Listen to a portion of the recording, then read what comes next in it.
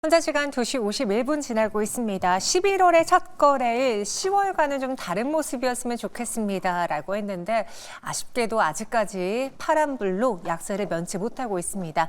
코스피 시장 안에서는 의료정밀 업종의 하락이 가장 눈에 띕니다. 덴티움이 10% 넘게 급락하면서 의료정밀 업종이 4%가량 하락하고 있고요.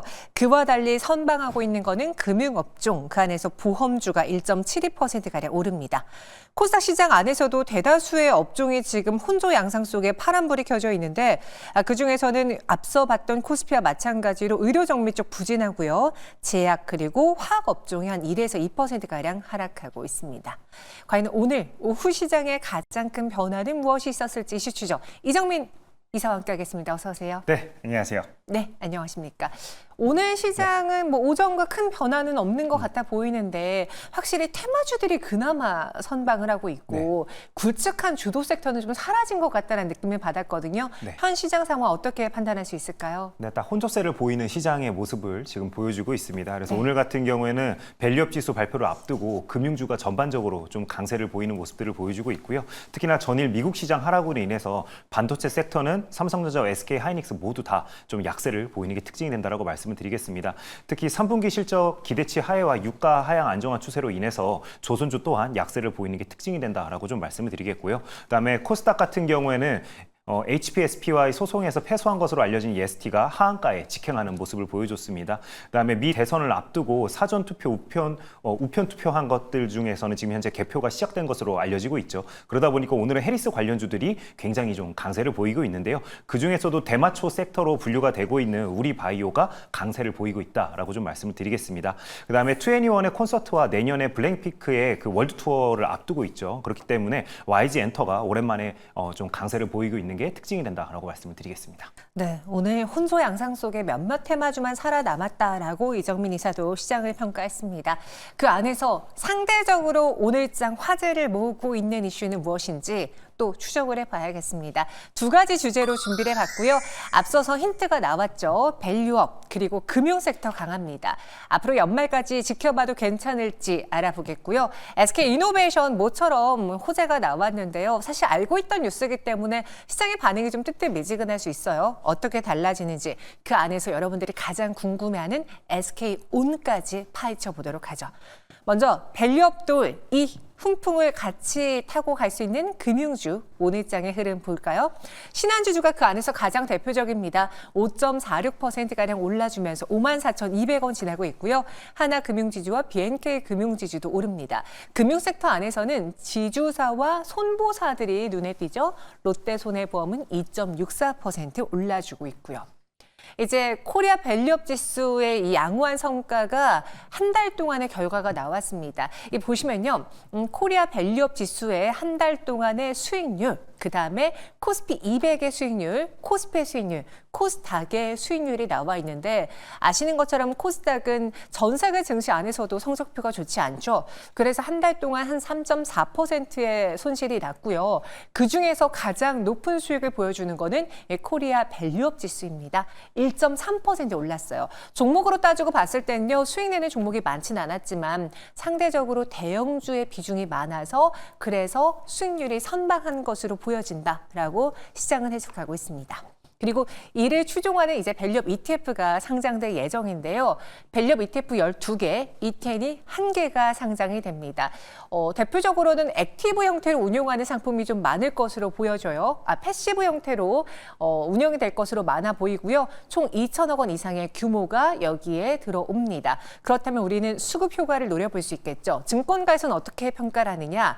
IBK투자증권은요. 대규모 자금 유치가 예상되는 밸류업 ETF로의 수급 효과, 유입 효과가 기대가 된다. 다만 일본 사례에서도 봤다시피 처음 이렇게 ETF가 출시되고 어떤 테마가 구성이 되면 이들의 연속성은 금융시장에 영향을 받습니다. 따라서 추가 방향성은 점검해 봐야 된다라는 열린 결말로 마무리했습니다. 한국투자증권에서는요, 이 지수 안에서 대형주의 수익률보다는 오히려 종목 위주의 접근이 필요해 보인다. 시장금리가 낮아지는 구간에서의 배당주 성과도 양호하기 때문에 당분간은 주목을 받을 것 같다라는 의견을 줬습니다. 이정민 이사님, 네. 오늘 금융주가 올랐던 그 배경에 이 밸류업지수 ETF에 대한 기대감도 있는 것 같은데 네. 일단 오늘 구간의 금융주들의 흐름부터 점검을 해볼게요. KB금융의 그 호실적 축포 이후에 다소 쉬어가지 않았습니까? 네.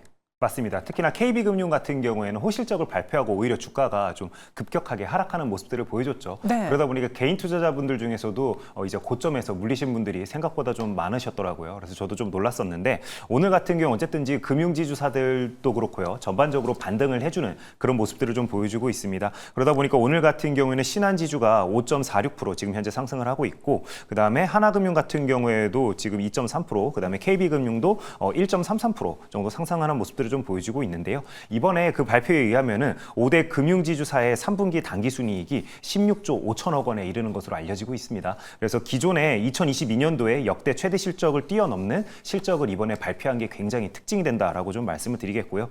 특히나 KB금융 같은 경우는 3분기 당기순이익만 1조 5,960억 원을 기록했기 때문에 굉장히 큰 호실적을 기록했다라고 우리가 이야기를 좀 할 수 있을 것 같습니다. 특히나 이제 시장에서는 한국은행이 이제 기준금리를 이제 내렸기 때문에 예대 마진폭 축소에 이제 그 좀 리스크가 있지 않느냐 이런 식으로 생각하는 분들이 좀 많았었는데 예대 마진폭이 축소되는 부분들도 분명히 있었지만 이것을 뛰어넘는 대출 규모가 발생이 되었다는 게 이제 좀 특징이 된다라고 말씀을 드리고 싶고요. 특히나 정책 대출이 굉장히 많았죠. 그렇기 때문에 정책과 관련된 대출들이 급격하게 좀 증가를 하면서 이쪽 부분에서 순이익이 크게 증가를 했다라고 우리가 좀 기억을 해야 될 것 같습니다. 오늘 금융지주가 전반적으로 좋다 보니까 보험 섹터도 오늘 강세를 좀 보이고 있는데요.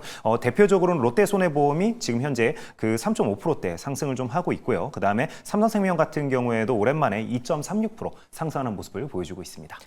이 금융주 안에서 특히 뭐 보험사 그리고 은행사, 지주사 좀 다양하게 나눠볼 수 있을 것 같은데 제가 앞서 그 증권가에서는 이번 밸류업지수 ETF가 출시가 되면서 수급 효과를 좀 단기적으로 누려볼 수 있을 것이다. 워낙 지금 국내외 시장에서 우리 증시가 소외받고 있으니까 그렇죠. 일시적인 수급 효과는 누릴 수 있을 거다라는 이야기를 했거든요. 근데 저에게는 ETF에 대한 안 좋은 기억이 있어요.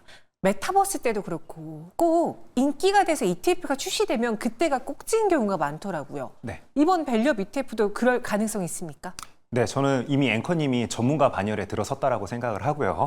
네, 저도 똑같이 생각을 하고 있습니다. 오히려 ETF 이런 출시를 앞두고 다 어떻게 보면 개별 종목들이 선반영해서 움직이는 모습들을 보여줬죠. 네. 예를 들어서 KB금융만 우리가 놓고 볼게요. 1월 달 같은 경우에는 4만 원 후반대였습니다. 근데 이번에 이제 호실적을 발표하면서 10만 3천 원까지 기록을 했기 때문에 이렇게 대형주임에도 불구하고 저점 대비해가지고 100% 이상의 수익 구간이 나왔기 때문에 사실 이런 밸류업 지수와 관련되어 가지고는 이미 어느 정도는 대부분 다 선반영을 했다라고 우리가 좀 생각을 해야 될 것 같습니다. 하지만 그럼에도 불구하고 어쨌든지 정부의 정책 기조로 인해서 이제 관련된 종목들이 어느 정도 추세는 좀 그릴 수 있을 것으로 저도 좀 생각을 하는데 단기간에 어떻게 보면 모멘텀만 놓고 봤을 때는 어떻게 보면 좀 한풀 꺾이는 모습을 보여줄 가능성이 굉장히 높을 것으로 저도 좀 생각을 하고 있고요. 특히나 일본 같은 경우에도 밸류업과 관련되어 정책을 1, 2년 동안 진행을 한 게 아니죠. 꾸준하게 진행을 하면서 어떻게 보면은 방향성이 바뀌는데 꽤 오랜 시간이 걸렸던 점을 우리도 좀 기억을 해야 될 것 같습니다. 특히나 정부에서 이런 정책과 관련된 이슈로 펀드를 조성할 때는 그 이제 어떻게 보면 효과가 2년 이상을 가는 경우가 잘 없었습니다. 그래서 시청자분들께 과거를 떠올려 보자라고 좀 말씀을 드리고 싶은데요. 대표적으로는 2009년도에 녹색 펀드가 있었죠. 당시에는 이명박 정권 때 이제 4대강과 함께 밀었던 펀드 중에 하나였었고요. 그다음에 문재인 정권 때도 2021년도 소부장 펀드를 적극적으로 이제 밀었었습니다. 네. 그래서 당시에 저도 이제 방송에서 흔히 그때는 극일 펀드라고 많이들 이야기를 했었습니다. 맞아요. 그래서 일본을 이제 넘어서자 이런 식으로 얘기를 했었었는데 당시에도 화제가 됐던 게 모나미가 더 많이 움직였었습니다. 그러다 보니까 개인 투자자분들은 극일 펀드보다는 오히려 모나미 쪽으로 수급이 좀 쏠리는 모습들을 많이 보여줬었는데 중요한 부분은 이런 거죠. 정권이 바뀌면은 정책 모멘텀도 떨어지다 보니까 관련된 이제 그 정책과 관련된 펀드들 수익률도 곤두박질 치는 경우가 굉장히 많았습니다. 그렇기 때문에 그런 리스크 요인들도 우리 시청자분들께서도 알고 계시면 굉장히 좋을 것 같다라고 말씀을 일단 드리겠습니다. 제가 그래서 경험한 바 ETF가 출시되면 꼭지니까 사지 말아야지 하다가 근데 이거 정부가 밀어주는 거잖아. 그러면은 정부 정책이 뒤에 있는데 설마 안 가겠어라는 약간의 희망을 가졌는데 과거 사례를 이야기해 주시면서 정부 정책이 뒷받침된다고 다 수익률로 이어지는 건 아니다라는 걸 또 한 번 일깨워 주셨습니다. 그럼 현 구간 금융주들의 상승에 속지 말아야 되는 건지 아니면 밸류업 ETF라는 그 모멘텀을 제하고 봤을 때 금융주에 대한 매력이 있으니까 오히려 다른 모멘텀을 보는 게 좋을지 이정민 이사님의 투자 의견은 어떻습니까? 네, 흔히 이야기하는 찬바람 불면 이제 배당주 생각을 좀 해야 된다라고 이야기를 많이 하죠. 네. 저도 공감을 합니다. 근데 이번 같은 경우에는 워낙 일찍 이 배당과 관련된 금융주들이 많이 움직였기 때문에 오히려 쉬어가는 구간에서 조금 담아볼 필요는 있다라고 시청자 여러분들께 말씀을 드리겠고요.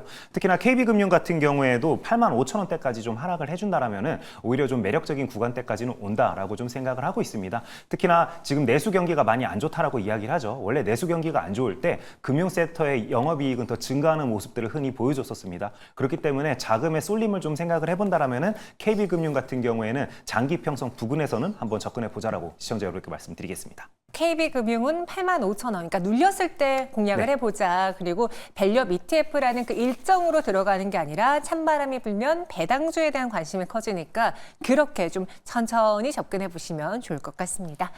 이번에는 SK이노베이션 볼게요. 현재 주가는 3.6%가량 올라주고 있습니다. 오늘 오전에 12만 4천원까지 오르면서 5.62%의 상승을 보여줬는데요. 4거래 만의 반등입니다. 일단 뭐 SK이노베이션 자체적인 실적 이야기, 자체적인 뉴스도 있었고 이와 더불어서 오늘 신재생 에너지단의 상승이 나오고 있다라는 것도 봉사에 보탬이 되는 것 같은데요. 1회 공식 출범한 SK이노베이션은 SKENS와 합병된 통합법인입니다. 자산 규모는 올해 상반기 기준으로 105조 원이어서요. 아시아 태평양 지역에서 에너지 기업으로는 공룡 기업이다라고 평가를 받고 있죠. 석유, 에너지, 화학, 그리고 LNG, 전력, 배터리, 신재생 에너지 등의 사업을 갖고 있고요. 이를 통해서 앞으로 여러 가지 에너지를 활용한 솔루션 컴퍼니가 되겠다라는 포부를 갖고 있습니다. 현재까지의 실적을 놓고 봤을 때는 좋지 않은 상황인 건 여러분 다들 아시죠? 이 석유화학 쪽에, 정유화학 쪽에서의 실적이 부진한데요. 물론 국제유가도 하락하면서 정제마진 효과를 못 보고 있는 것도 있고요. 그리고 경기도 그닥 좋지 않다 보니까 이 정유화학 사업부에서의 실적은 좋을 수가 없습니다. 그나마 기대가 되는 거는 SK온이에요. 일회성 이익이 가능하다라는 증권사의 분석도 있고요. 특히나 미국 전기차 시장이 테슬라와 GM 중심으로 회복세가 되면서 SK온 역시도 배터리의 수익성이 개선될 수 있다. 앞으로는 EV 라인업 확대와 배터리 밸류체인의 가격 상승에 따라서 SK온의 실적이 기대가 되고요. 지금은 가동이 좀 낮은데 앞으로 가동률이 더 높아진다면 수익 개선으로 이어질 수 있겠죠. 플러스 오늘 이 통합법인으로 출범한 SK이노베이션의 시너지 창출 여부도 중요하다라고 합니다. 이정민 이사님. 네. 이미 예고가 된 바였고 오늘 그쵸. 1일자로 이제 출범이 된 겁니다. 네. 이번 합병을 통해서 시장이 기대하는 바가 있습니까? 일단 뭐 시장이 기대하는 바라기보다는요. 네. 일단은 그룹사 차원에서 포트폴리오를 좀 이제 정리를 하는 그런 모양새를 보여줬다는 게 특징이 된다라고 좀 말씀을 드리겠고요. 네. 특히나 어쨌든 캐시카우 역할을 하는 ENS와의 합병으로 인해서 SK이노베이션 같은 경우에 고질적으로 계속 이제 캐즘 구간에서 나타났던 재무 건전성에 대한 의구심이 어느 정도 일부 좀 해결이 되는 모습들을 보여주고 있다라고 좀 말씀을 드리겠습니다. 그래서 석유화학뿐만 아니라 배터리나 신재생 에너지까지 흔히 이야기하는 미래 에너지 자원까지도 모두 포트폴리오를 가지는 그런 종합회사가 되었다라고 우리가 좀 생각을 할 수 있을 것 같은데요. 시장에서도 어쨌든지 최근에 주가가 워낙 많이 좀 빠진 상황이었죠. 그러다 보니까 최근에 어쨌든 장기 평선을 좀 돌파하는 모습들을 보여주면서 이제는 좀 변곡점 구간에서 어느 정도는 바닥을 다지고 턴어라운드 하지 않을까 하는 기대감을 안고 오늘 같은 경우에도 외작의 창구와 그 다음에 기관계 창구에서 동시에 수매세가 좀 잡히고 있는 게 특징이 된다라고 시청자 여러분께 좀 말씀을 드리고 싶고요. 이렇게 오늘 SK이노베이션이 상승함에 따라서 삼성 SDI와 LG 에너지솔루션 같은 경우에도 수급이 일부 몰리는 모습들을 보여주고 있습니다. 네, 이렇게 셀메이커 3개 회사 중에서는 SK이노베이션이 시총이 가장 작죠. 그러다 보니까 수급 들어오는 양 대비해가지고는 오늘 상승률도 가장 높은 모습들을 좀 보여주고 있는 게 특징이 된다라고 말씀을 드리도록 하겠습니다. 사실 저도 이제 방송을 하면서 배터리 셀 3사라는 표현을 하는데 네. 이 3사라는 표현을 해도 될까 무색할 만큼 LG 에너지 솔루션과 삼성 SDI의 격차, SDI와 그다음에 SK온의 격차가 너무나 커요. 그래서 그런 이야기도 있더라고요. 이렇게 SK온이 아직 정신을 못 차렸을 때 LG 에너지 솔루션과 삼성 SDI가 이 배터리 쪽에서 가격으로 만약에 공격을 해버린다면 SK온이 살아남기 어려울 것이다라는 이야기도 있었어요. 네. 저는 SK온의 부활을 그리고 살아남을 기다리면서 SK이노베이션을 투자했던 주주분들에게는 이 소식이 가장 큰 불안 요인이 아닐까 싶은데 괜찮은 겁니까? 어떻습니까? 일단 원래 후발주자들은요, 박리담회로 밀어붙이는 수밖에 없죠. 네, 그렇기 때문에 그래도 LG 에너지 솔루션과의 교통 정리는 이미 예전에 끝났죠. 그렇기 때문에 관련되어 가지고는 더 이상 이슈 사항은 없을 거기 때문에 회사에서 얼마나 단가 협상력을 좋게 가져가면서 앞으로 그 고객사와 이제 협상을 좀 이끌어갈지를 우리가 좀 지켜볼 필요는 있을 것 같습니다. 근데 미국 포드 같은 경우에도 지금 그 공급하는 배터리 생산 라인 일부를 SK온 측에서는 현대차용으로 전환하는 작업을 하고 있다라고 밝혔죠. 그렇기 때문에 미국 시장에서도 어쨌든지 전기차 캐중 구간을 대비하기 위해서 이제 그 전기차 업체들이 일부는 그 하이브리드를 오히려 좀 밀고 있는 모습들을 보여주고 있죠. 거기에 발맞춰서 SK온 같은 경우에도 굉장히 플렉서블하게 지금 현재 생산 라인을 일부 조정하고 있는 부분은 긍정적으로 우리가 좀 생각할 수 있다라고 생각이 되고요. 거기다가 또 1조 원 규모의 유상증자를 자체적으로 해결을 했죠. 그렇기 때문에 주주들에게 피해가 가는 부분은 없었기 때문에 밸류적인 측면에서도 훼손되는 부분은 없었다라고 우리가 좀 평가를 할 수 있을 것 같습니다. 근데 이제 회사 측에서 밝히기로는 지금 현재 11분기 연속 적자를 기록을 하고 있는데 올해 하반기 같은 경우에는 흑자로 좀 전환할 수 있지 않을까 하는 기대감을 안고 있다라고 사측에서 좀 밝혔기 때문에 앞으로 과연 테슬라와 GM 향으로 동사에서 얼마나 좀 이렇게 납품을 할 수 있을지도 우리가 좀 추가적인 뉴스를 통해서 지켜봐야 될 부분이다라고 말씀을 드리도록 하겠습니다. 마지막으로 SK이노베이션 그럼 보유자분들을 위해서 정말 SK온 하나 보고 오랫동안 들고 계신 분들을 위해서 현 구간에는 이 캐즘을 겪어내고 시너지 효과를 낼 수 있는 기대의 초입 구간인 건지 가격 전략 혹은 투자 의견 제시해 주시죠. 네, 일단 SK온 같은 경우에 특히나 SK이노베이션이죠. 결국에 그 장점은 가벼운 시총이다라고 다시 한번 좀 말씀을 드리겠습니다. 이렇게 이슈 사항이 있을 때 어쨌든 셀메이커 중에서는 가장 가격 반발성이 높게 이렇게 상승하는 모습들을 좀 보여주고 있고요. 단점은 허약한 체질이라고 다시 한번 좀 말씀을 드리겠고요.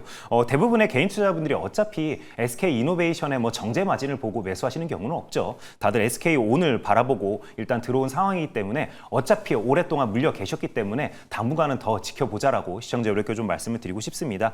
특히나 오늘 같은 경우에 일본 쪽에서 또 좋은 소식이 하나 들려온 부분이 있습니다. 바로 파나소닉인데요. 파나소닉 같은 경우에는 주가가 오늘 10% 급등하는 모습들을 좀 보여줬는데요. 특히나 이 실적 발표에서 눈여겨볼 부분은 배터리 사업에서의 영업이익이 42%나 급증한 것으로 알려지고 있습니다. 근데 이게 전기차 수요 약세가 여기서도 좀 발생이 됐다라고 파나소닉은 밝히고 있는데 이 부분을 극복한 부분이 바로 AI의 데이터 센터라고 합니다. AI 데이터 센터 향으로 ESS 수요가 증가하면서 관련된 부분에서 영업이익이 급증한 것으로 알려지고 있습니다. 그렇기 때문에 SK온 같은 경우에도 ESS 쪽으로 얼마나 영역을 좀 확대할 수 있을지 한번 우리가 기대를 해보자라고 시청자 여러분께 말씀을 드리겠고요. 더 이상 주가 레벨 측면에서는 빠질 구간은 없다라고 마지막으로 말씀을 드리도록 하겠습니다. 주가 레벨 측면에서는 더 이상 하락할 공간은 없다. 네. 어떻게 보면 그게 가장 또 호재일 수도 그쵸. 있겠습니다. SK이노베이션 오랜만에 저희가 점검해 드렸고요. 지금까지 이정민 이사와 함께했습니다. 고맙습니다. 네, 감사합니다.